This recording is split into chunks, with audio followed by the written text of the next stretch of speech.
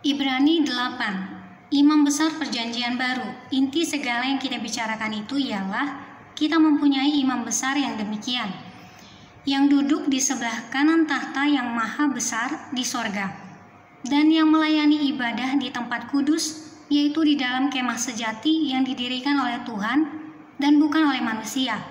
Sebab setiap imam besar ditetapkan untuk mempersembahkan korban dan persembahan, dan karena itu Yesus perlu mempunyai sesuatu untuk dipersembahkan. Sekiranya ia di bumi ini, ia sama sekali tidak akan menjadi imam, karena di sini telah ada orang-orang yang mempersembahkan persembahan menurut hukum Taurat.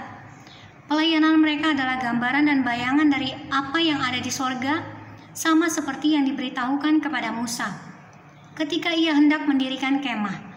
Ingatlah, demikian firman-Nya, bahwa engkau membuat semuanya itu menurut contoh yang telah ditunjukkan kepadamu di atas gunung itu.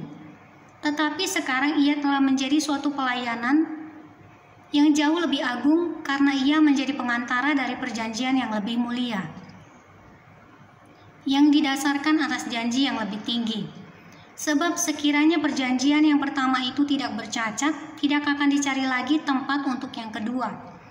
Sebab ia menegur mereka ketika ia berkata, sesungguhnya akan datang waktunya, demikianlah firman Tuhan, aku akan mengadakan perjanjian baru dengan kaum Israel dan dengan kaum Yehuda, bukan seperti perjanjian yang telah kuadakan dengan nenek moyang mereka, pada waktu aku memegang tangan mereka untuk membawa mereka keluar dari tanah Mesir.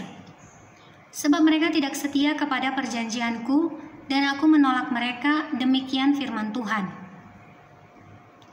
Maka inilah perjanjian yang kuadakan dengan kaum Israel sesudah waktu itu, demikianlah firman Tuhan, aku akan menaruh hukumku dalam akal budi mereka, dan menuliskannya dalam hati mereka. Maka aku akan menjadi Allah mereka, dan mereka akan menjadi umatku. Dan mereka tidak akan mengajar lagi sesama warganya, atau sesama saudaranya dengan mengatakan, kenallah Tuhan, sebab mereka semua, besar kecil, akan mengenal aku. Sebab aku akan menaruh belas kasihan terhadap kesalahan mereka, dan tidak lagi mengingat dosa-dosa mereka.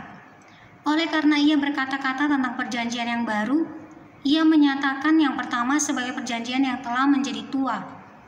Dan apa yang telah menjadi tua dan usang telah dekat kepada kemusnahannya.